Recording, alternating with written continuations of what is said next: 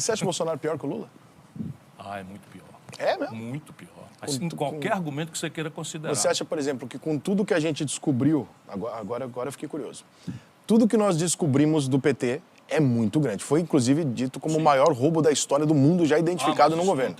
Foi surreal. Né? A roubalheira do PT era central surreal. E a responsabilidade é do Lula. Exatamente. Ele é então, o líder do lá ponto na de vista parada. moral, eles são iguais.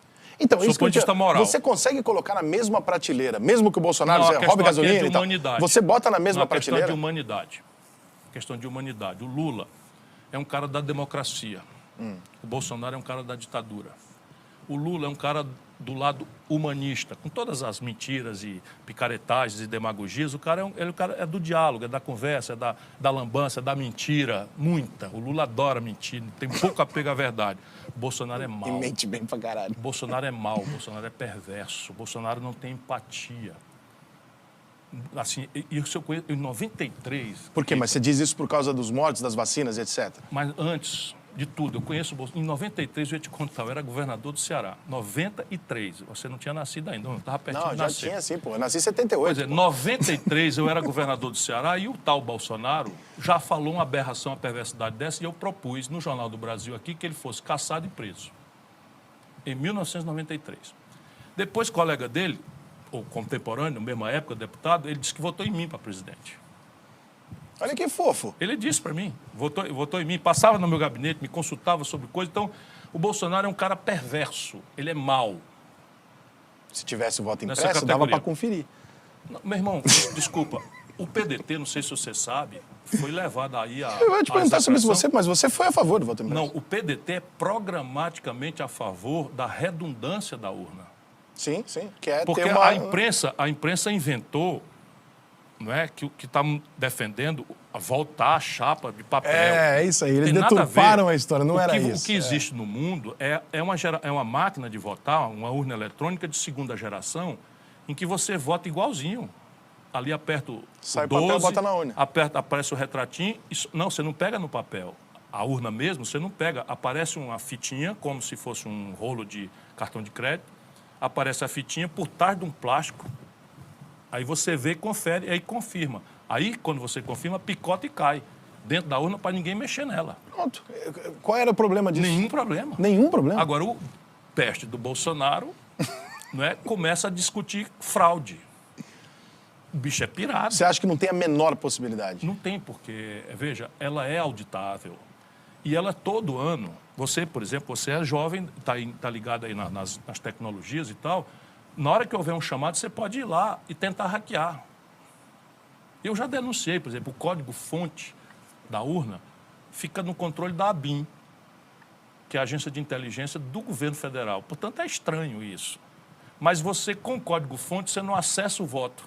Compreende? Entendi. Então, assim, qualquer dispositivo eletrônico em rede é hackeável. Qualquer um. As nossas urnas não são em rede. Entendi. Elas só entram em rede para apuração. Mas antes disso, cada urna... Não sei se você nunca prestou atenção nisso.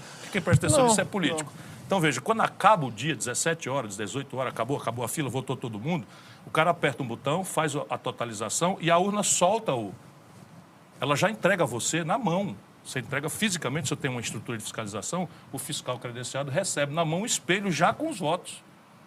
Ciro Gomes, 50 votos, Bolsonaro, 12 votos, Lula, 10 votos e tal. Você viu que eu já ganhei aqui. Eu vi que nessa urna aí tu tu foi no primeiro turno, hein?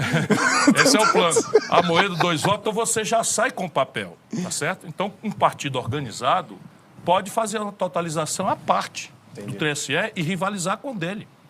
Aí elas entram em rede, o espelho, entendeu? Então elas são seguras. O erro do Bolsonaro foi esse.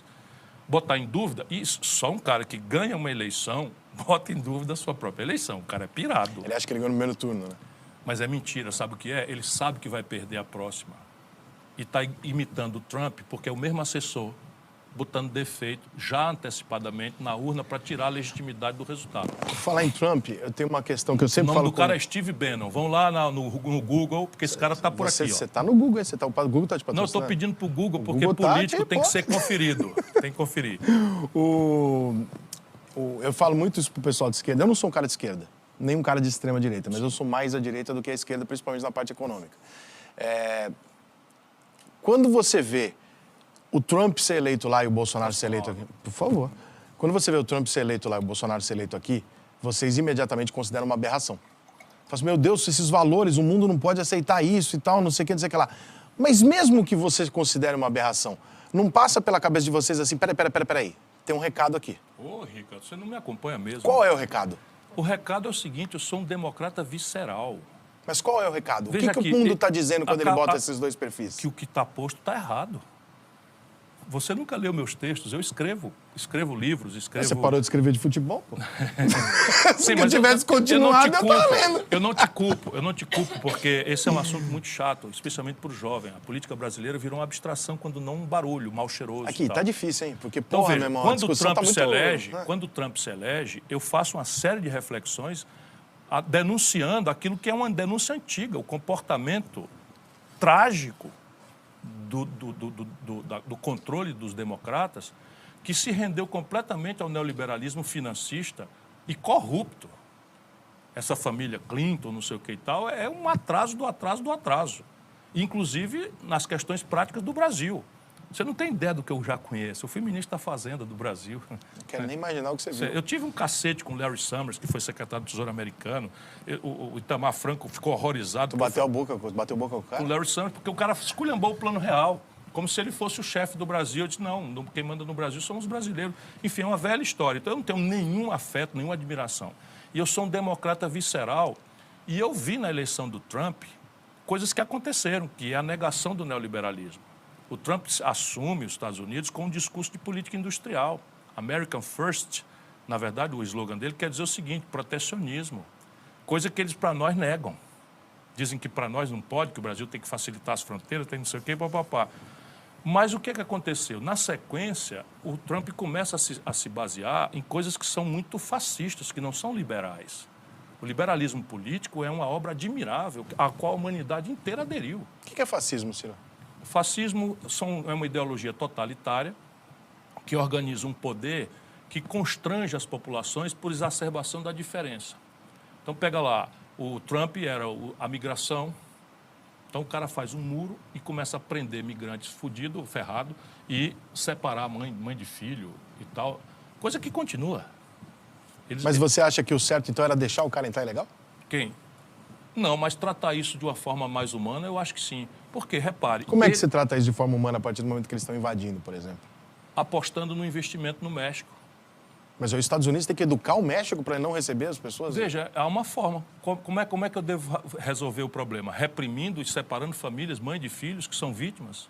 Mas se o seu vizinho fosse meio mal educado, você pagaria uma escola para ele? Para ele não, mas vamos ter clareza. Não ser mal educado. Como é que o Brasil administra esse problema? Ciclicamente, o Brasil tem um momento melhor, paraguaios, uruguaios, argentinos, chilenos, colombianos, haitianos vêm para nós. Como é que o Brasil tradicionalmente resolve isso? A gente recebe, cara. A gente recebe. Mas a gente não pode... Você já ouviu falar no Brasil mas... pegar uma família de haitiano, confinar numa prisão dentro do aeroporto de Guarulhos, separar a mãe de filho, deportar a mãe, ficar com o filho sem saber para onde a mãe foi? Não, isso é o que o esse é o nosso perfil. Judeus. Mas esse é o nosso perfil. Sim, mas os Estados Unidos têm o direito pobres. de ter a ideia deles, de que eles não querem, por exemplo. Você tem todo o direito de pensar assim, tá certo? Porém, eu estou propondo que você raciocine. Não, eu entendi o teu dando um exemplo prático. Mas então, veja, os americanos têm uma maneira deles lá de... Ok, isso é o hipernacionalismo. E eu sonho com a humanidade sem fronteiras.